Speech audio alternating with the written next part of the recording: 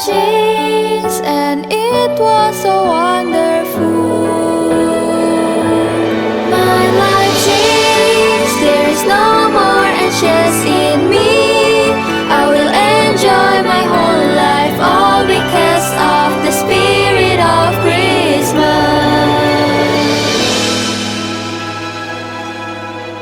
And all because of the spirit of Christmas.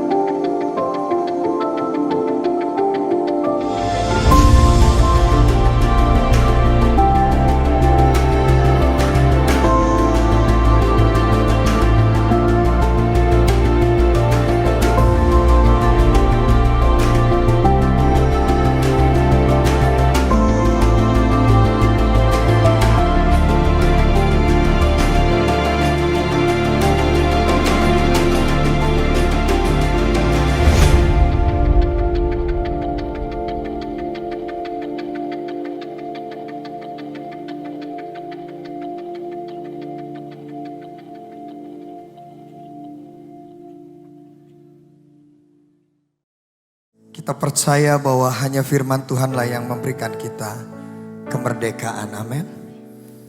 Firman Tuhan yang akan memberikan kita kekuatan. Terima kasih Tuhan Yesus. Terima kasih Tuhan. Biarlah hati kami Kau penuhi dengan firman-Mu. Firman-Mu pelita terang jalanku, beri pengharapan dan kepastian,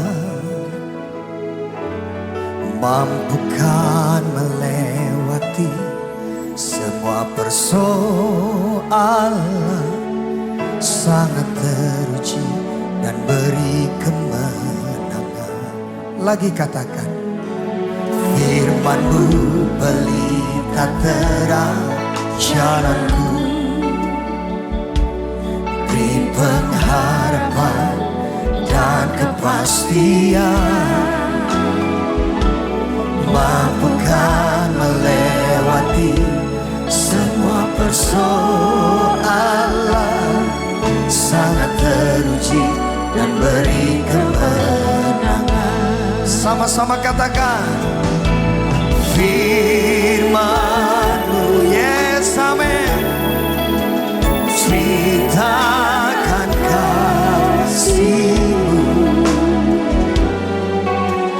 menyucikan hati dan pikiranku.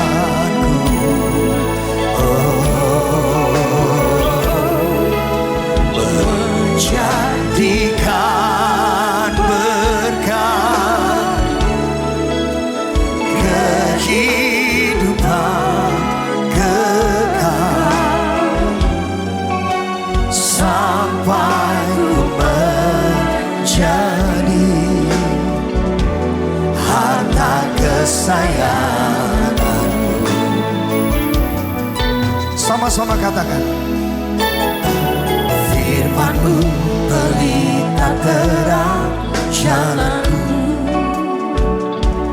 beri pengharapan dan kepastian, mampukan melewati semua persoalan, sangat teruji dan beri kemenangan. Mari angkat tanganmu, katakan, yes, hanya firman-Mu ya Tuhan.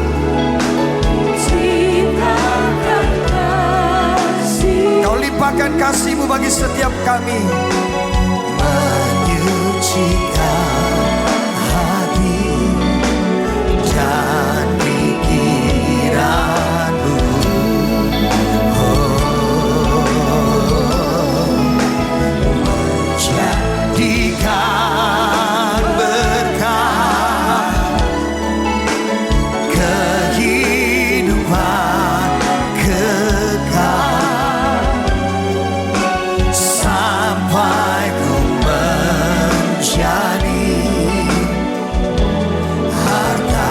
kesayangan. Mari sekali lagi kita bangkit berdiri, sama-sama katakan firman-Mu. Firman, yes, amin. Ceritakan kasih-Mu, amin. Menyucikan hati dan pikiranku.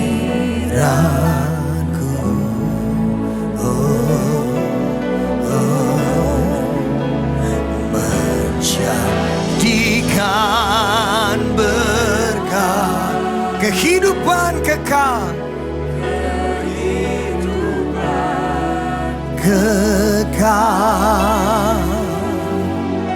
sampai ku menjadi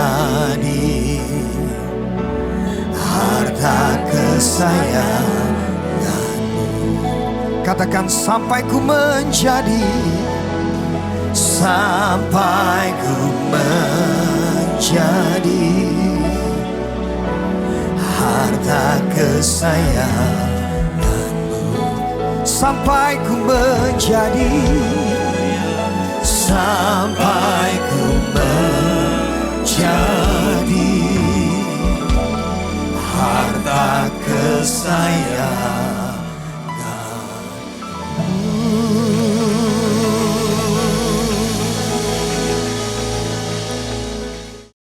Berikan damai-Mu di dalam hidup hati kami Tuhan, yang memerintah dalam hati kami. Karena di dalam hati kami terjadi begitu banyak hal-hal yang mengkhawatirkan, menakutkan, menggentarkan, membuat kacau balau dalam hidup ini. Karena hati kami lebih banyak Tuhan dikuasai oleh dunia dan segala kekhawatirannya. Sebab itu kami mohon supaya damai sejahtera Kristus boleh memerintah dalam hati kami. Supaya pada Natal ini kami boleh menjadi berkat. Tuhan boleh menjadi pendamai, bukan menjadi penghalang. Sebab itu Tuhan, biar kami mau melakukan, bekerja di dalam kesenyapan, bukan dengan kata-kata. Karena Engkau melihat isi hati kami, bukan perkataan kami. Sebab itu Tuhan, ubah setiap kami pada Natal ini, supaya setiap kami boleh Tuhan menjadi terang dan garam dunia, sebagaimana Tuhan inginkan. Terima kasih Bapa, kami berdoa untuk mereka yang mengalami masalah, persoalan, tantangan, sakit, penyakit, duka, cita di tengah-tengah kesulitan ini. Supaya mereka Tuhan boleh dihiburkan, dikuatkan, dan diberikan kemenangan. Di dalam nama Tuhan Yesus mereka juga dipulihkan dan disembuhkan.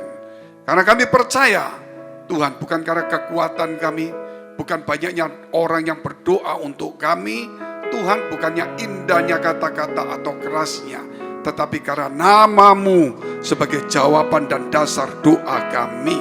Di dalam nama Tuhan Yesus kami sudah mengucap syukur dan berdoa. Haleluya.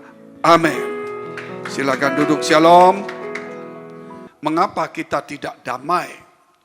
Gereja, saudara, umat Tuhan berkata damai, sukacita, tetapi jujur. Kerap kali saudara kita mau survei aja. Dari 10 orang Kristen, 10 pendeta, 10 pekerja. Hampir damai itu tidak ada. Itu hanya satu slogan saja.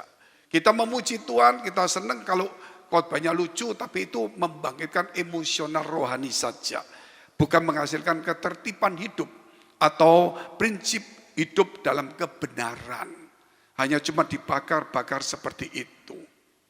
Kenapa saudara? Pertama, kalau kita melihat di dalam Natal ini satu hal saudara, bahwa nama Yesus itu diberikan oleh malaikat Gabriel kepada Maria. Dan ketika Yusuf hendak menceraikan istrinya, malaikat Tuhan datang lagi kepada Yusuf dan berkata supaya tidak menceraikan dan memberi nama itu Yesus. Dan Yesus itu adalah jawaban doa kita. Sesuai dengan Yesus katakan, jikalau kamu meminta dalam namaku, maka aku akan memberikan kepadamu. Namaku, nama Yesus, memberikan kepadamu supaya Bapak dipermuliakan. Lah kenapa urusannya kita tidak punya damai? Karena kita tidak pernah percaya dengan doa kita, itu masalahnya. Sehingga kita datang ke Pak Pendeta nggak salah, itu memang pemimpin. Terus kita mau foto suara tekanan yang kenceng, so itu berbahaya juga. Kita foto semua orang mendoakan kita, itu nggak salah. Tapi seakan-akan kita mengandalkan kekuatan orang, mengandalkan banyaknya orang, mengandalkan gedung suara indah tekanannya.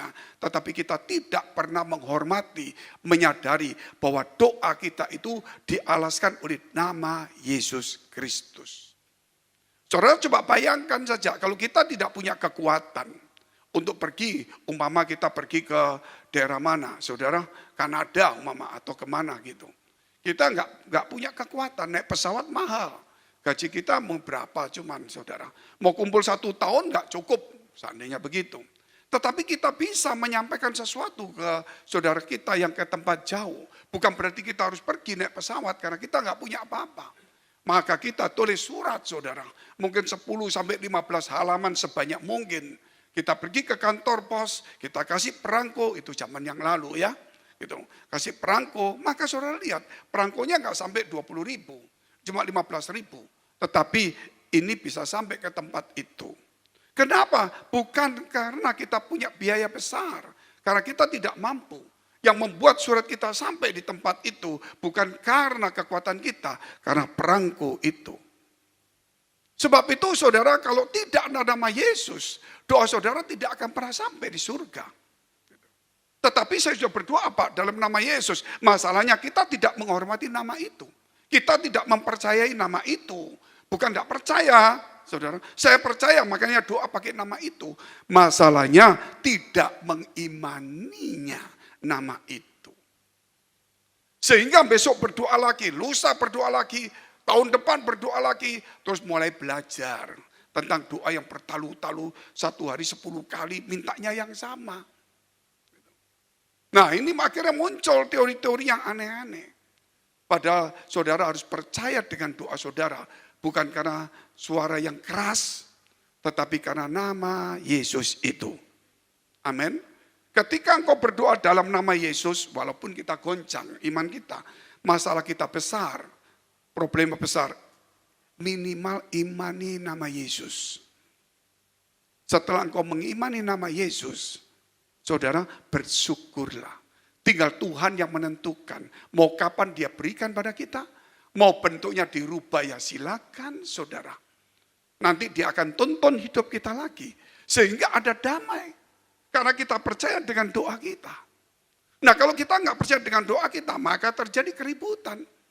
Baik itu suami istri, gereja, apalagi pekerjaan saudara. Maka timbullah yang namanya dusta, hutang, dan sebagainya. Pinjam-meminjam. Karena kita tidak pernah percaya dengan doa kita. Kita lebih percaya dengan gerakan kita sendiri. Kemampuan kita untuk mencari peluang. Saudara, itu bukan salah, itu usaha. Tetapi itu bukan sesuatu yang saudara menjadi pokok yang pasti kita imani. Tapi yang kita imani adalah Yesus. Manusia berusaha, Tuhan menentukannya. Amin. Kita tetap berusaha. Tapi jangan meyakini usaha saudara. Usaha tetap kita percaya karena kita pikiran manusia. Tetapi kita harus mengimani doa kita lebih daripada usaha kita. Bukan berarti tidak usaha saudara. Nah inilah pokok kekristenan kita. Sampai kapan saja mau jadi Kristen. Mau 30 tahun jadi Kristen, mau puasa doa. Kalau kita tidak menghormati nama Yesus, terutama di dalam doa, yang tidak mempercayai nama itu sebagai jawaban doa, maka kita Kristen muka-muka saudara, apalagi zaman COVID ini terjadi, jadi muka COVID bisa. Kita harus muka sukacita, mengucap syukur. Enggak ada. Jarang saya lihat orang Kristen itu mengucap syukur. Mau ketemu 10 pemimpin Kristen pun, aduh masalah. Aduh, memang kita di dunia ini mungkin enggak ada masalah. Sampai mati pun saudara masalah itu ada. Tetapi damai itu mengawal kita. Mengawal kita, bukan kesusahan itu yang mengawal kita. Tapi damai. Saudara. Makanya Yesus disebut Raja Damai. Hanya satu Yesus sebut Raja. Selain itu Raja segala Raja. Mengapa kok tidak Mahadiraja damai. Kok raja damai cukup? Seakan-akan sama dengan raja yang lain. Karena setiap raja itu pasti perang. Gitu. Gak ada raja damai. Raja itu pasti perang. Tapi Yesus berkata raja damai itu gak ada di dunia. Kecuali Yesus. Amin. Nah di atas itu dia katakan raja di atas segala raja. Nah kalau kita tidak menjadi pendamai di gereja, maka menjadi penghalang. Gitu loh. Penghalang.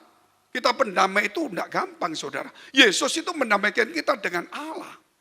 Dan mengajar kita untuk berdamai. Tapi nyatanya kita nggak bisa berdamai. Kenapa? Karena hati kita tidak ada damai itu. Karena kita tidak yakin dengan doa kita. Stres, masalah, banyak saudara. Jadi terbawa saudara. Nah akhirnya kita tidak ada sukacita. Makanya berkelahi.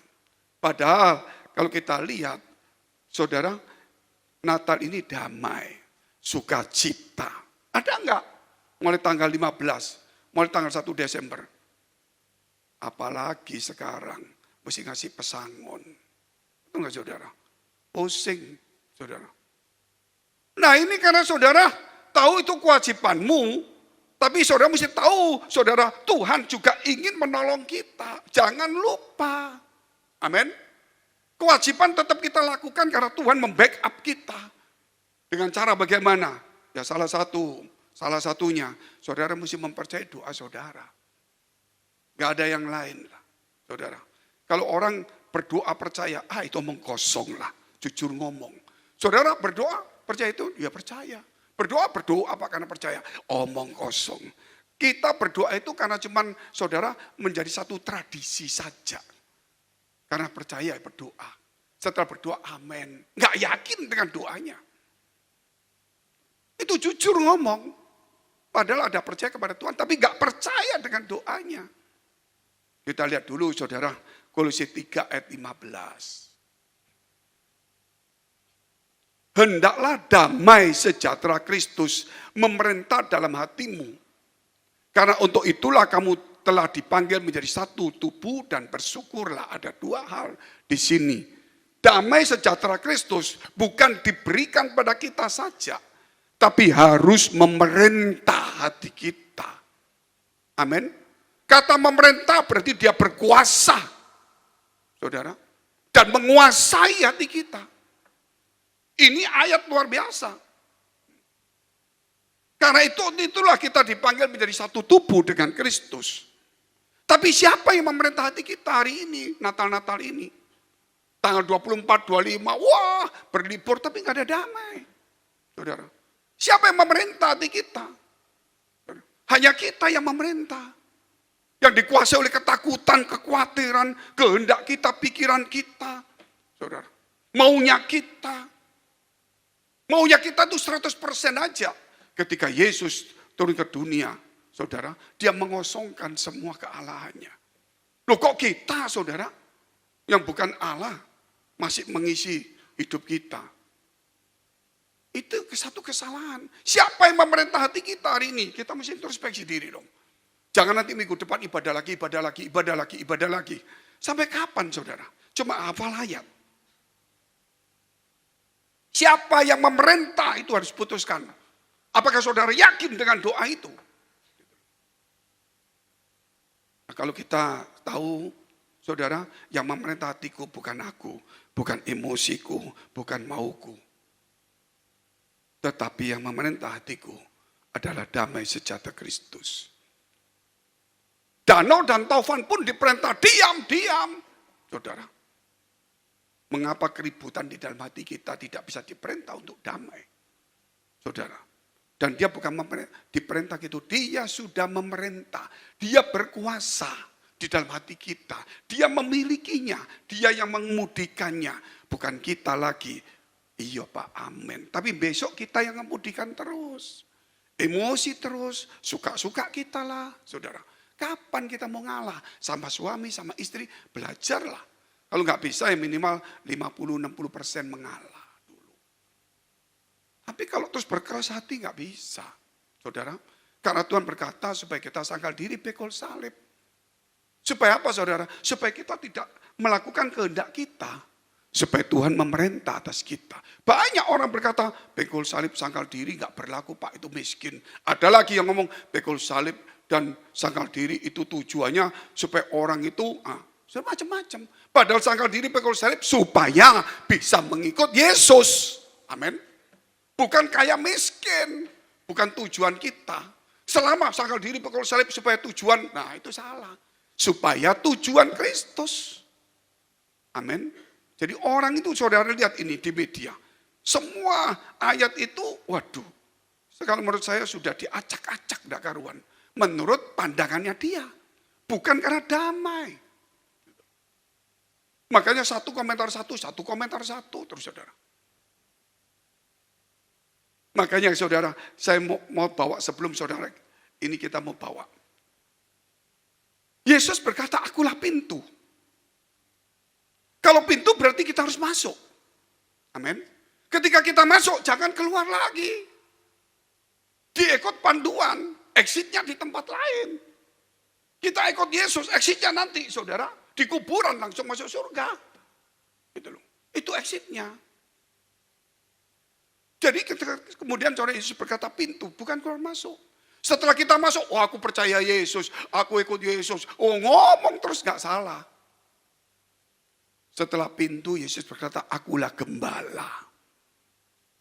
Artinya berarti kita harus digembalakan. Waktu digembalakan itu hati kita, saudara, hidup kita bukan kita lagi. Hati kita sudah diperintah oleh firman-Nya. Gitu. Saudara lihat itu kekristenan. Sudah 30 tahun, 40 tahun. Ngerti firman, masih tetap kekeh aja. Masih akunya kuat, maunya kuat semua saudara. Enggak pernah ngalah, saudara. Enggak pernah yang layani orang maunya sendiri. Ini berbahaya. Apalagi pemimpin seperti saya. Belum jadi pemimpin, ini. Kurang bisa ngerangkul. Saudara. Loh kan saya pemimpin, dia mesti mengerti Pak. Saudara sama anak saudara. Waktu bayi masa nurut gitu kan enggak bisa. Kan mesti dibimbing pelan-pelan. Gitu. Mesti dirangkul pelan-pelan, ditata baik. Itulah Tuhan menggembalakan kita sebenarnya bayi itu. Dikembalakan. Dikembalakan dikasih makanan, mana, firman Allah. Terus dikuatkan. Ketika susah Tuhan berkata, marilah kepadaku. Semua yang letih lesu dan berbeban berat diberikan kelegaan. Amin. Yesus itu mengajar kepada kita banyak. Oh tapi saya punya Roh Kudus Pak. Oh, semua punya lah. Roh Kudus tahap pertama adalah membuat kita percaya pada Tuhan. Oh selesai. Tidak. Memang kita percaya karena Roh Kudus, Roh Allah. Tapi setelah kita percaya, Roh Kudus itu membimbing kita. Menuntun kita supaya kita berjalan bersama Kristus. Mengubah karakter kita yang akunya mau sendiri menjadi buah-buah roh. Buah roh. Ada enggak kasih? Sedikit. Cuma kalau aku senang aja. Adakah sukacita? Hilang Pak. Kecuali kalau guyon-guyon aja. Adakah damai? Tambah jauh. Kebaikan? Ampunlah. Kalau hati gundah gulana mana bisa baik. Apalagi penguasaan diri.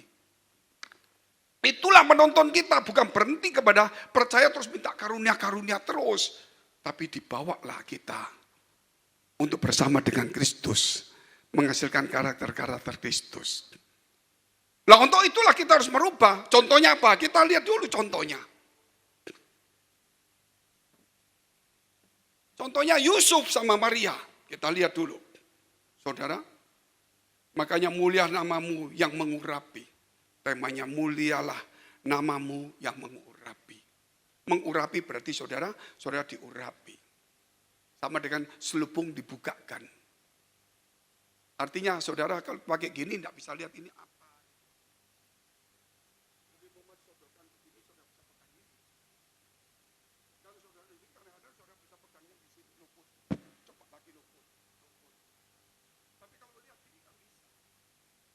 Nah itulah namanya saudara, mulia namamu yang mengurapi kita. Mengurapi dalam arti nama Yesus itu yang ditinggikan. Doa kita juga. Kita lihat dulu, Matius 1 ayat 18 sampai dengan 25. Kelahiran Yesus Kristus adalah seperti berikut. Ini umumlah dibicarakan, dibaca. Tapi nanti saudara lihat, apa yang mengandung dari kata-kata ini. Pesan itu. Pada waktu Maria ibunya bertunangan dengan Yusuf, ternyata ia mengandung dari Roh Kudus sebelum mereka hidup sebagai suami istri. Ya, terus 19. Karena Yusuf suaminya seorang yang tulus hati. Ada nggak tulus kita? Kalau tulus itu berarti tidak ada motivasi. Dan tidak mau mencemarkan nama istrinya di muka umum. Kerap kali kita mencemarkan nama suami, istri kita. Istri suamiku begini, istriku begini. Ngomong saudara. Pada di gereja. Saksi Tuhan kurang. Cuma mencemarkan banyak. Ia bermaksud menceraikannya dengan diam-diam. Keputusan bulat 100% untuk menceraikannya. Bahkan 101%. 20. Tetapi ketika ia mempertimbangkan maksud itu, 100%, 101% itu, malaikat Tuhan nampak kepadanya dalam mimpi dan berkata, Yusuf, anak Daud, janganlah engkau takut mengambil Maria sebagai istrimu. Sebab anak yang di dalam kandungannya adalah dari Roh Kudus. Ia akan melahirkan anak laki-laki, dan kau akan menamakan dia Yesus. Karena dia yang akan menyelamatkan umatnya dari dosa mereka. Nama itu yang menyelamatkan jawaban doa. Amin. Nama itu yang luar biasa. Terus. Hal itu terjadi supaya genaplah yang difirmankan Tuhan oleh Nabi.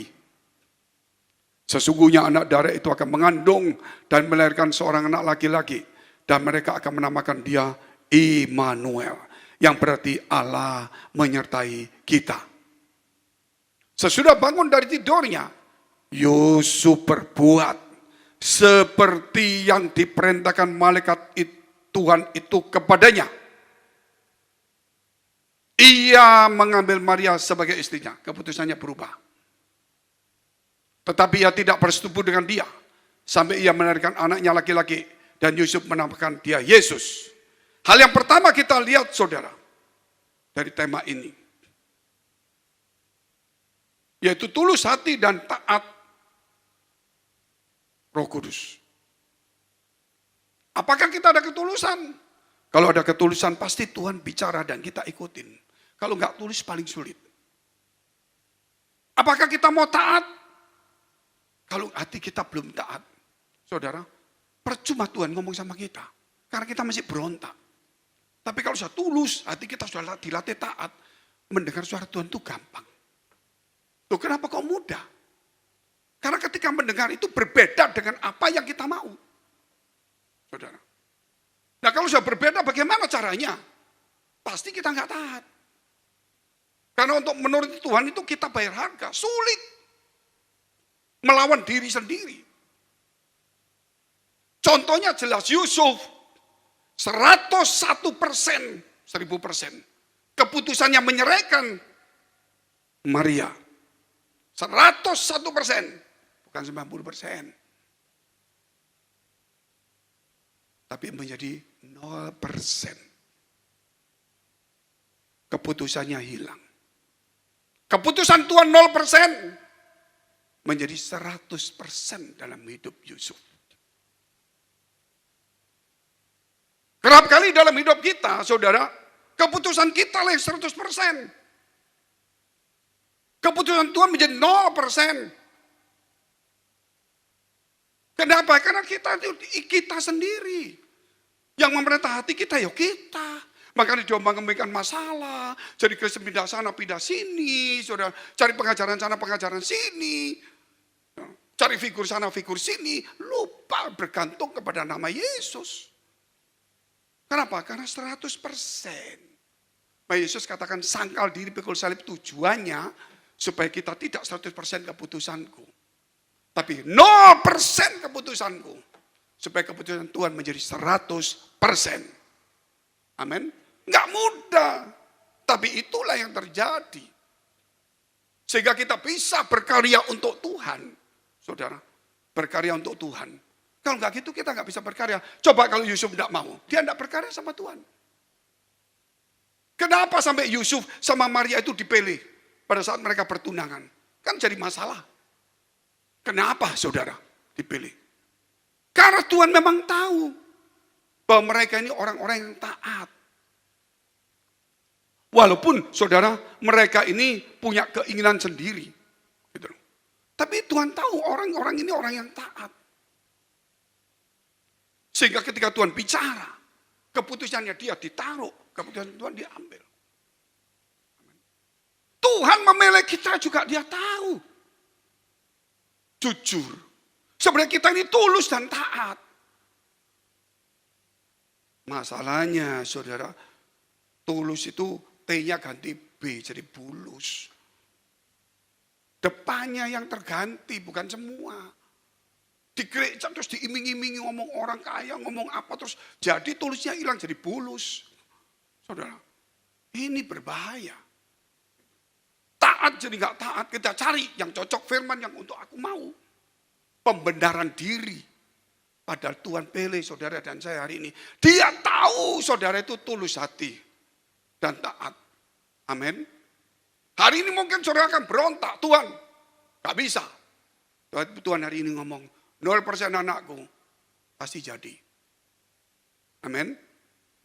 Sehingga kehendak Tuhan menjadi 100%. Itulah kekristenan sejati, saudara. Nah kalau Kristen sejati mau melayani senang, dapat ini, dapat itu, dipuji, pendeta ini, itu belum tulus. Kalau melayani itu harus berarti berserah diri kepada Tuhan. Gak mudah. Saya ceritakan sedikit. Di Tiongkok, suami istri punya anak satu. Anaknya baru 1-2 tahun. Liburan dibawa pergi ke gunung. Ada kabel car. Karena liburan yang datang banyak sekali. Kabel car isinya 15 orang, diisi 35 orang. Luar biasa. Biasalah kita, di lift isinya 7, diisi 20, tetap juga sama. Rebutan, betul kan saudara? Akhirnya waktu jalan, bagus. Di tengah-tengah putus talinya. Kabel car jatuh ke bawah tinggi sekali. Semua orang pada panik semuanya. Suami istri ini gendong anaknya. Si istri dekat anaknya. Saudara, si suami ngerangkul. Anaknya, istrinya dirangkul erat-erat. Begitu jatuh, saudara, kaki semua patah semua. Terguling-guling, tetap jaga. Apa yang terjadi? 35 orang. 34 mati semuanya. Tidak ada yang hidup. Tapi di tengah-tengah dekapan itu, anak kecil ini menangis, hidup. Kenapa dia hidup? Karena dilindungi orang tuanya. Jadilah dia yatim piatu. Kita di dunia ini kayak naik kabel kar. Penuh sesak dengan muatan dosa dan keinginan kita. Yesus mendekap kita. Dan dia mati di kayu salib. Supaya kita hidup. Amin. Itu harus diingat seumur hidup. Anak ini 2 tahun tidak ngerti. Masuk berita, diadopsi orang kaya. Diadopsi orang kaya. Ketika diadopsi orang kaya, saudara, anak ini kemudian umur 23. Karena memang papa mamanya mati menjadi satu story yang besar. Anak ini hidupnya kaya. Tapi dia tidak mengambil kekayaan dari orang tuanya. Kemudian dia menciptakan sebuah lagu. Dan dia menyanyikan lagu ini versi lagunya Mandarin. Saudara. Yang mengisahkan kehidupan dia masih 2 tahun. Dia hidup karena orang tuanya yang mati. Yang semua mendengar nangis semuanya. Dan dia menjadi sangat terkenal sekali. Saudara. Sangat terkenal sekali. Hanya karena lagu itu. Kekayaan orang tuanya yang adopsi tidak diambil banyak. Karena dia sudah kaya karena ini. Mengapa? Dia bisa berhasil. Karena karya orang tuanya. Orang tuanya tidak sempat membesarkan dia. Tapi orang tuanya memberi dia kehidupan. Saudara, hari ini juga sama. Yesus tidak mendampingi kita secara fisik. Tapi dia telah mati dan memberi kehidupan kepada kita. Dan dia selalu menyertai kita. Hari ini apa yang kita lakukan? Melalui kematian dia dan karya dia yang membuat kita hidup. Mari kita karyakan itu ke dalam kehidupan kita. Amin. Bukan mengambil harta orang tua ini, mengambil ini terus kita foya-foya karena orang tuaku mati, itulah Kristen. Tetapi Kristen yang sejati, saudara, biar dunia memberi kekayaan, tapi dia ingin berkarya dari Tuhan. Biar kekayaan dari Tuhan itu yang turun, bukan secara materi, tapi karena memuliakan Tuhan. Amin. Itu satu kebenaran hidup. Hal yang kedua kita lihat, nama Yesus dikatakan, saudara, beri dia nama Yesus. Itulah Immanuel, artinya saudara, artinya itu di sini kita tahu Allah beserta kita. Allah beserta kita. Sebab itu tidak ada yang lain, kita harus meninggikan nama Yesus. Ketika diberitahu, beri nama Yesus, Yusuf tetap memberi nama Yesus. Gak main-main. Dan dia memelihara anak itu. Dan tetap memberi nama Yesus. Apakah tidak mati saudara? Dan saya hari ini.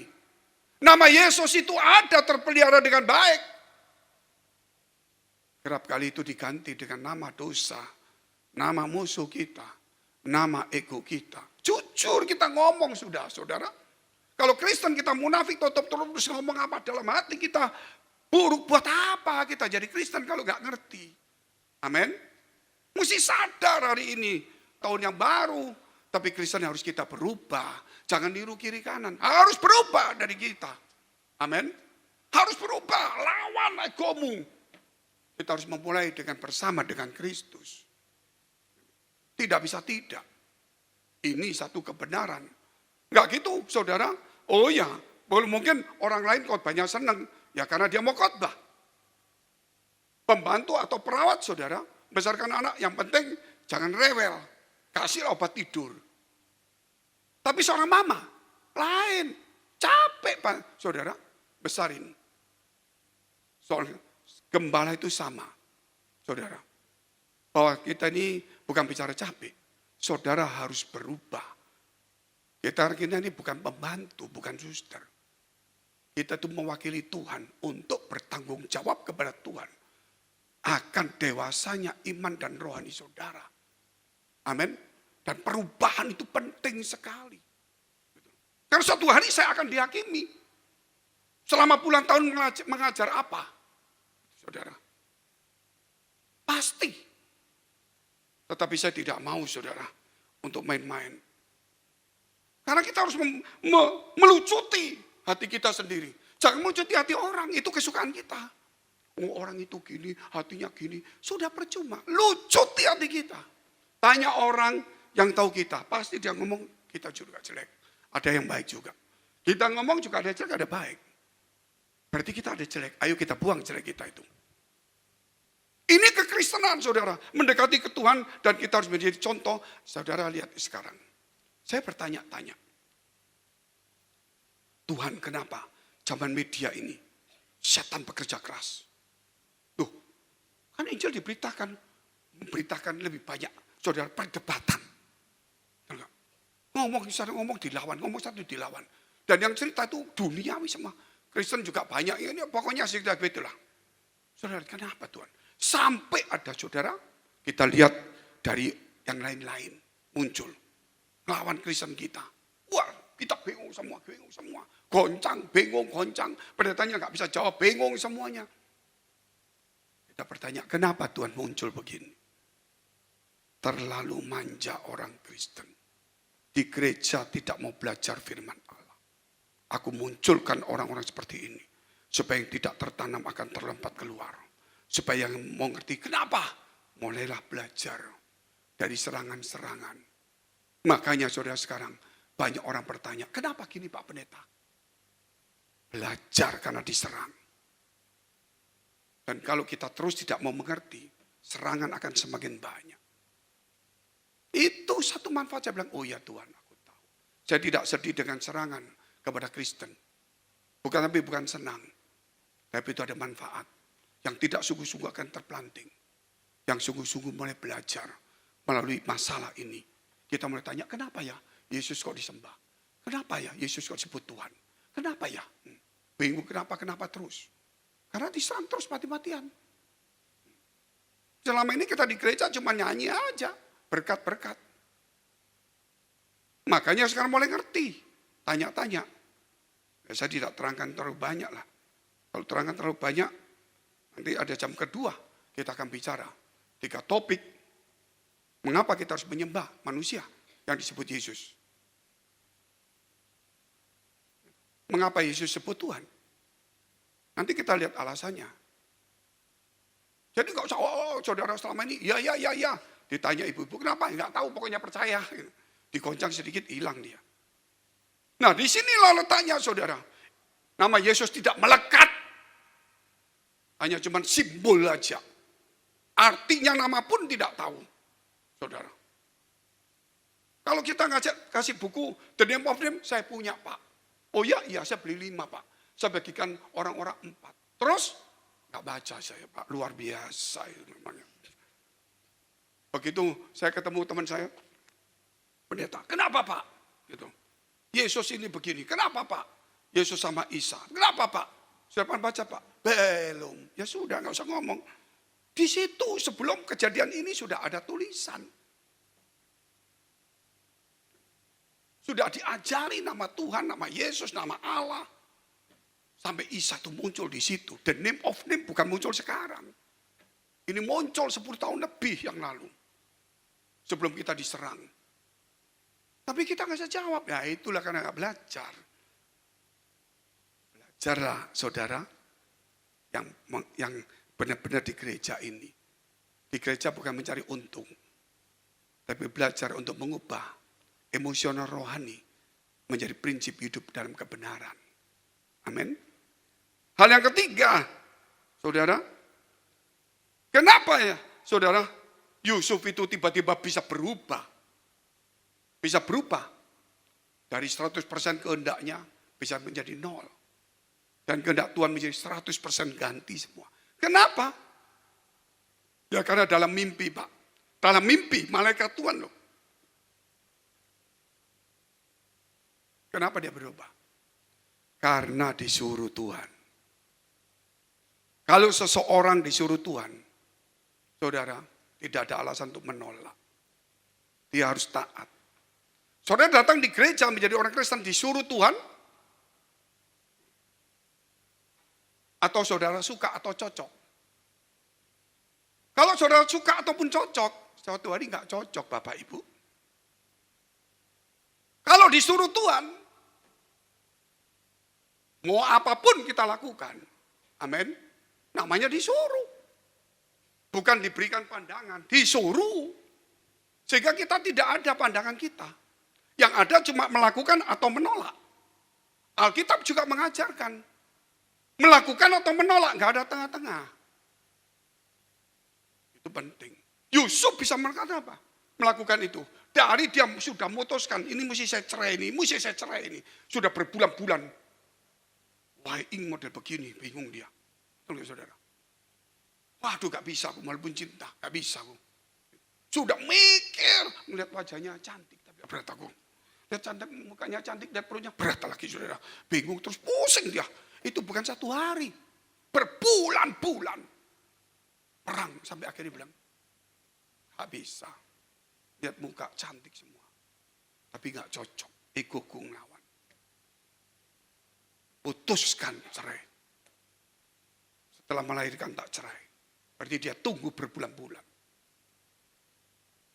Tapi kemudian malaikat Tuhan, dia berbulan-bulan mikir. Malaikat Tuhan cuma ngomong 1 malam toh. Jangan ceraikan istrimu. Dia ambil keputusan tidak. Karena disuruh Tuhan. Nah ini kita kejadian anak-anak muda sekarang. Kita kawin karena cocok atau karena disuruh Tuhan. Cocok Pak, cocok Pak. Disuruh Tuhan. Iya disuruh Tuhan ya cocok Pak. Sudah gak bisa ngomong kita. Begitu diberkati 1 tahun cerai. Pusing kepala kita. Betul saudara. Kenapa cerai? Gak cocok. Di awal sudah kasih tahu. Saudara. Disuruh Tuhan jodoh atau cocok. Kamu ngomong cocok itu berarti jodoh. Ini pikirannya dia. Saudara. Kalau jodoh walaupun nggak cocok, dia terima. Oh nggak bisa begitu Pak. Ini Kristen model begini semua lah, suka ngelawan lah. Dia pendetanya capek kalau nggak pintar-pintar saudara. Saya kan ngomong, begitu, iya Pak. Gitu loh. Oke, kalau kamu punya anak terus tiba-tiba lahir cacat. Cocok enggak? Enggak cocok. Terus, karena dari Tuhan Pak. Terus, mau dibunuh? Dipelihara Pak. Bisa tanggap enggak ini omongan saya? Kalau istri sama suami enggak cocok, tetap saudara pelihara baik-baik. Karena disuruh Tuhan jodoh, bukan karena cocok. Kalau cocok menjadi cekcok, pusing. Gereja ini saudara, masalahnya itu nggak banyak. Persoalannya itu cocok nggak cocok itu terus keluar. Pendeta cocok nggak cocok. Pekerjaan cocok nggak cocok. Komsel cocok nggak cocok, saudara. Pusing. Tapi kalau sama anak yang cacat, saudara lihat tuh. Gimana ini? Iya, ini yang paling satu Pak. Terus air mata. Saya kalau mati siapa yang jaga dia? Gitu loh. Bapak mendoakan anaknya mati dulu. Oh jangan Pak. Gitu loh. Terus kalau mati, iya juga. Bingung dia. Anak bapak yang lain ada. Kemana? Amerika Kanada. Kasih uang segala. Tapi ini mesti saya jaga terus. Saya mesti gendong. Saya ke bawa mall. Saya dari pabrik saya mesti pulang. Jam 12 bawa dia mall jam 1. Jam 2 saya pabrik lagi pulang lagi Pak. Saya ketemu ke kota lain. Saya malam pulang cepat-cepat. Besok siang saya balik ke kota itu lagi. Jaga anak ini Pak. Bisa tahu enggak? Bukan karena cocok.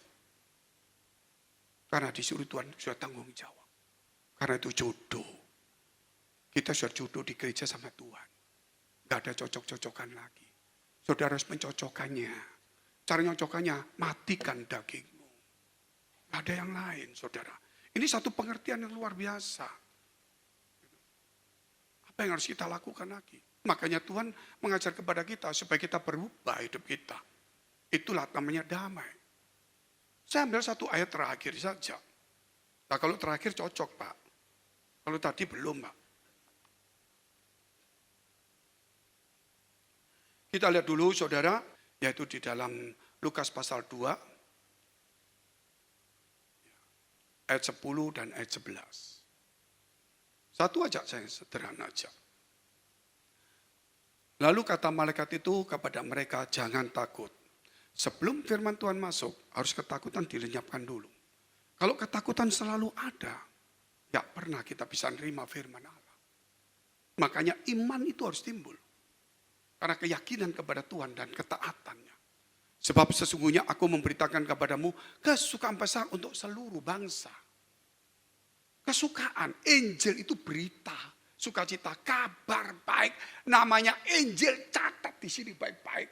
Injil itu bukan sekedar ngomong Injil, artinya kabar baik. Amin.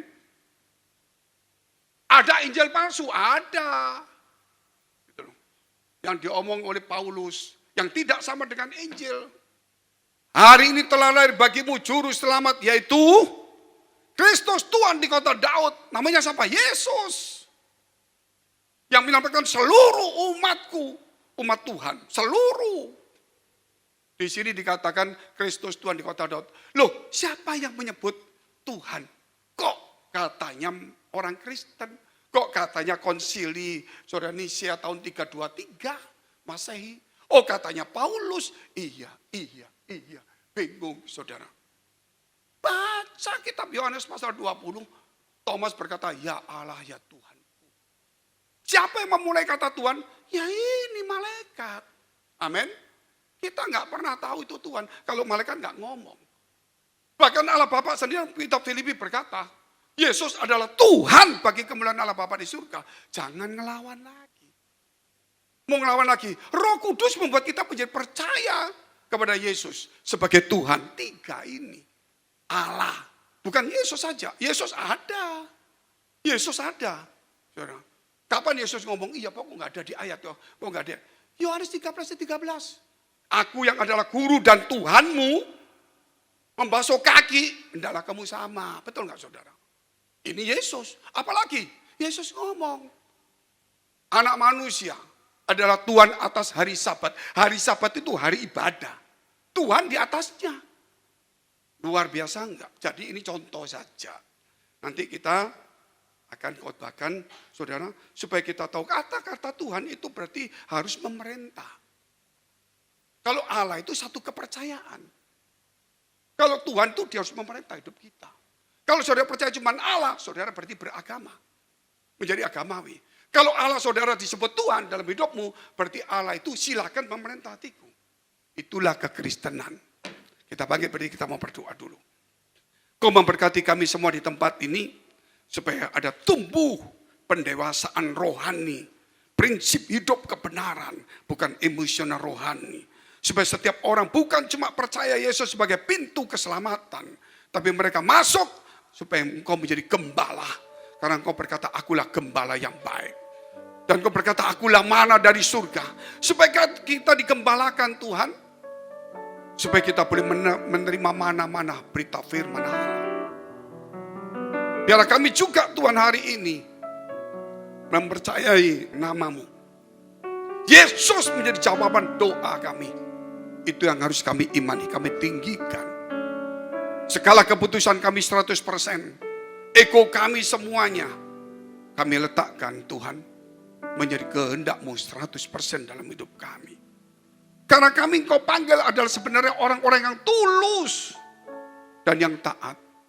Hanya kami tidak pernah mendapatkan pengajaran yang baik.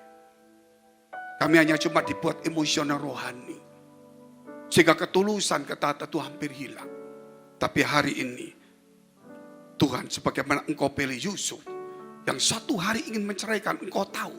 Tapi Engkau tetap pilih. Karena dia tulus dan taat. Demikian kepada kami hari ini. Tuhan, kami tahu bahwa kami disuruh menjadi orang Kristen. Bukan karena cocok. Kami suami istri juga disuruh Tuhan. Kami punya anak karena disuruh Tuhan. Kami melayani karena disuruh Tuhan. Bukan soal cocok, tidak cocok. Apapun yang terjadi, biar kehendak-Mu yang jadi atas hidup kami. Memberkati umat-Mu, supaya pada Natal ini damai sejahtera Kristus berkuasa dan memerintah dalam hati kami. Segala ketakutan, kekhawatiran, kecemasan, keraguan-raguan boleh lenyap di dalam nama Yesus. Terima kasih Bapa, Engkau baik. Dalam nama Yesus kami sudah mengucap syukur dan berdoa. Haleluya. Amin. Silakan duduk.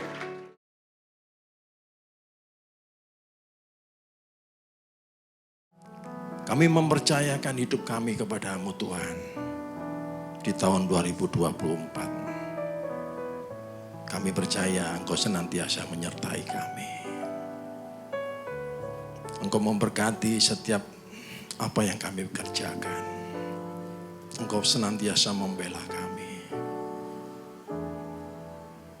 Engkau membuat kami bahagia. Engkau memelihara tubuh jasmani kami. Yang sakit Tuhan sembuhkan. Tuhan pulihkan keluarga-keluarga kami. Bahkan bukan hanya pulih tapi bertambah lebih baik. Tuhan juga sediakan berkat-berkat yang memenuhi setiap kehidupan kami di tahun 2024 ini. Tuhan juga sediakan pelayanan-pelayanan. Sehingga kami berfungsi buat Tuhan. Hidup kami tidak sia-sia. Itulah iman kami dan suatu komitmen kami.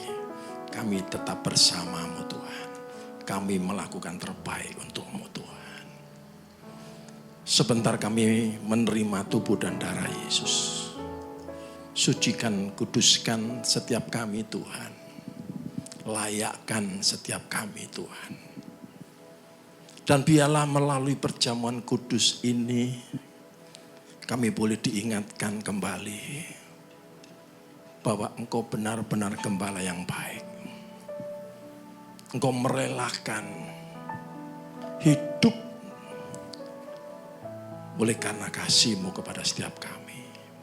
Engkau dianiaya, Engkau dicemeti, Engkau disakiti, Engkau dicemooh, Engkau diludahi, bahkan mati di kayu salib. Karena begitu besar kasih-Mu kepada setiap kami. Kami sungguh bersyukur Tuhan. Kami sungguh sangat bersyukur. Mari saudara, angkat roti di atas kepala saudara. Saya akan bacakan firman Tuhan dan kita akan makan dan minum bersama-sama. Sebab apa yang ku teruskan kepadamu telah aku terima dari Tuhan, bahwa Tuhan Yesus pada malam waktu ia diserahkan, ia mengambil roti, dan sesudah itu ia mengucap syukur atasnya, ia memecah-mecahkannya dan berkata,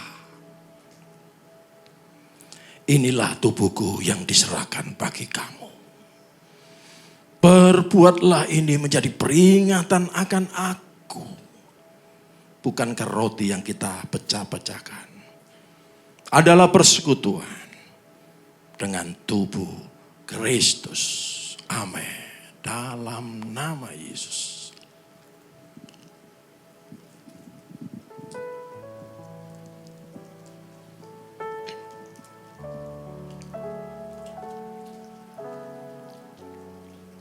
Demikian juga ia mengambil cawan sesudah makan lalu berkata, cawan ini adalah perjanjian baru yang dimateraikan oleh darahku. Perbuatlah ini setiap kali kamu meminumnya menjadi peringatan akan aku. Bukankah cawan pengucapan syukur yang atasnya kita mengucapkan syukur ini adalah persekutuan dengan darah Yesus. Amin. Dalam nama Yesus. Besar kasih setiamu, bukti cintamu Tuhan. Besar, terima kasih.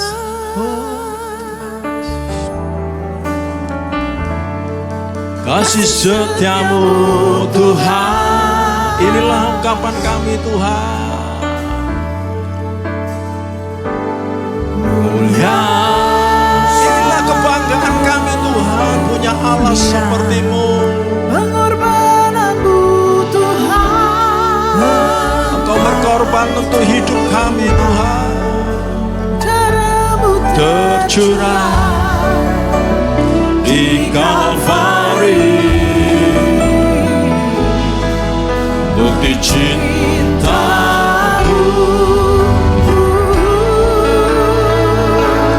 besar,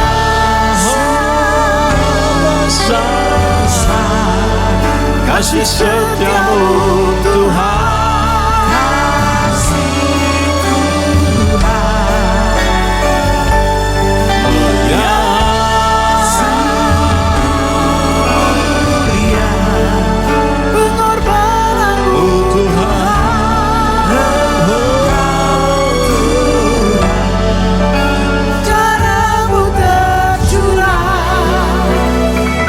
Kalvari,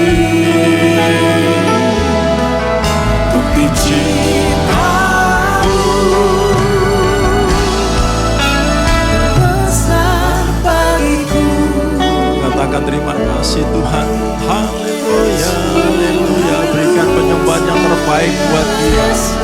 Dia Allah yang sudah berkorban untuk saudara. Yesus kasih-Nya begitu besar. Oh, haleluya, haleluya, haleluya. Penuhi kami Tuhan, selama-lamanya,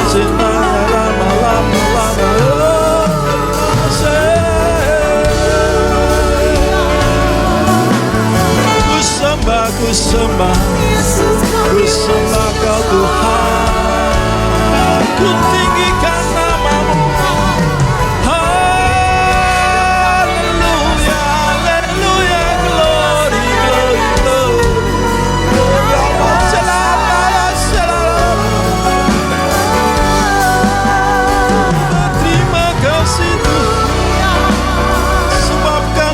setiamu.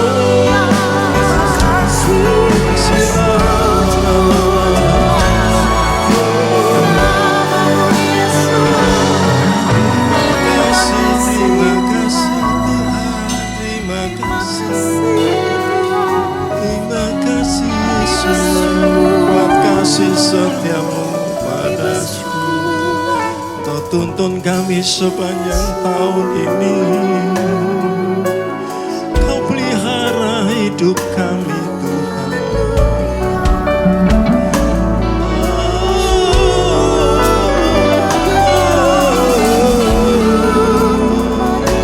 Terima kasih.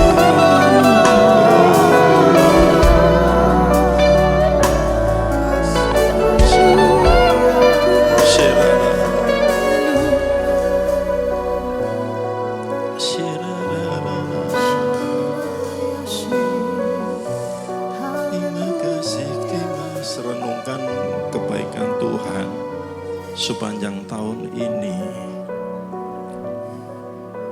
Kalaupun tahun ini engkau mengalami sesuatu yang mungkin tidak menyenangkan, percayalah, di tahun yang akan datang Tuhan akan ubahkan menjadi yang terbaik. Pencuri datang mencuri, membunuh, membinasakan, tapi Yesus datang memberikan hidup dan memberikan kelimpahan buat saudara. Kelimpahan cinta kasih, kelimpahan sukacita, kelimpahan kebahagiaan, kelimpahan berkat-berkat Tuhan, kelimpahan keluarga yang baik, kelimpahan kepercayaan Tuhan kepada saudara. Dia sungguh baik dan teramat baik. Sungguh besar kasih-Mu Tuhan. Terima kasih Yesus. Terima kasih sama-sama Yesus. Terima kasih Tuhan. Ku beri syukur hanya bagi-Mu, ya Allahku, ya Tuhanku. Terima kasih Yesusku. Terima kasih Yesusku. Terima kasih. Ku beri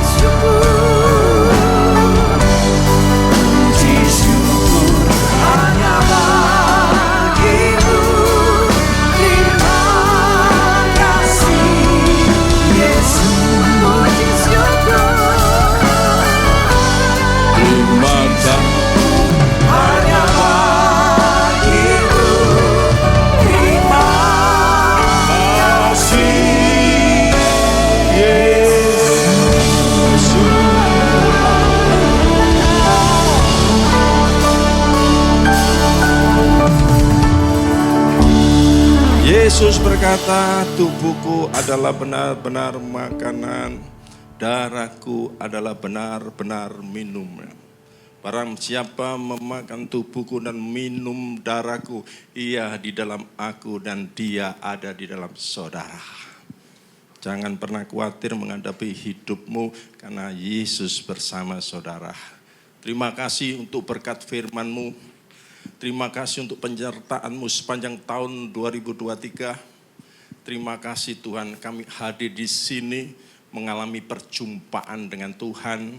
Terima kasih buat tubuh dan darah Yesus sudah menyatu di dalam hidup kami. Kami berdoa untuk gereja-gereja yang ada di seluruh dunia. Bagi para hamba Tuhan sampai kepada semua jemaatnya. Kiranya Tuhan memberkati mereka semua. Supaya mereka menjadi berkat dan berdampak di dalam hidupnya. Sehingga gereja di seluruh dunia dipenuhi oleh jemaat yang mencari Tuhan dengan tulus dan takut akan Tuhan. Buat semua hamba Tuhan dan gereja bersatu, rukun dan tidak terpecah-pecah, ini doa kami Tuhan. Supaya dunia percaya Yesus adalah Tuhan bagi kemuliaan Allah Bapa di surga. Demikian gereja BES yang Tuhan sudah percayakan kepada setiap kami semuanya. Tuhan, kami juga berdoa untuk persembahan dari jemaat dan umat-Mu. Kiranya menjadi dupa yang harum di hadapan Tuhan. Dan biarlah persembahan ini berkenan kepada Tuhan sebagaimana persembahan Habel.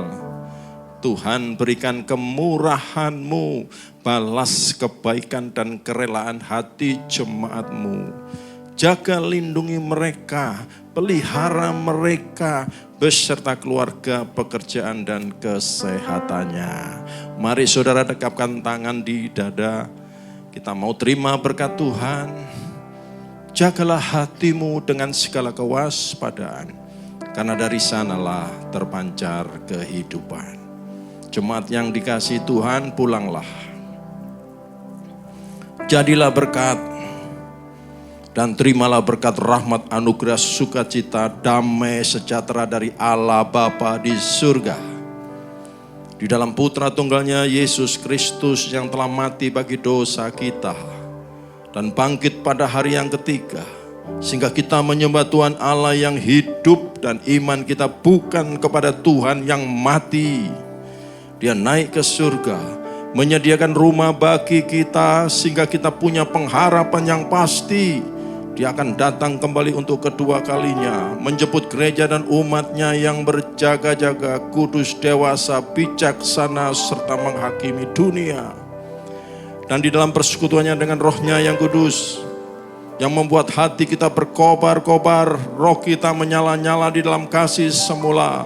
Roh Kudus yang menghibur, menguatkan, memelihara, menginsapkan, menuntun dan memimpin kita kepada kebenaran dan kekudusan, serta menjadi saksi Kristus mulai hari ini sampai selama-lamanya. Kita tutup dengan doa Bapa kami bersama-sama.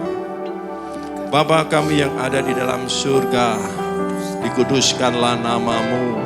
Datanglah kerajaan-Mu, jadilah kehendak-Mu di bumi seperti di surga. Berikanlah kami pada hari ini makanan kami yang secukupnya. Dan ampunilah kami akan kesalahan kami seperti kami juga mengampuni orang yang bersalah kepada kami.